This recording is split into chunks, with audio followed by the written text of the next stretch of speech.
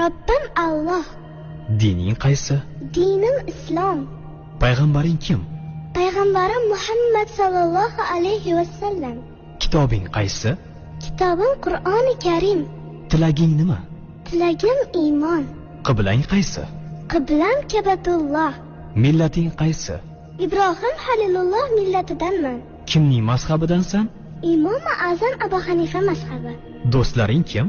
Do'stlarim chahor yorlar. Ular kimlar? Abu Bakr Siddiq, Hazrati Umar, Hazrati Usmon, Hazrati Alidir. Qachondan beri musulmonsan? Al-Misoqdan beri. Al-Misoq nima? Alloh taolo ruhimizni yaratib, ulardan va'da olgan kun. E'tiqoding qaysi? Ahli sunna val jamoa e'tiqodi. Kimni yaxshi ko'rasan?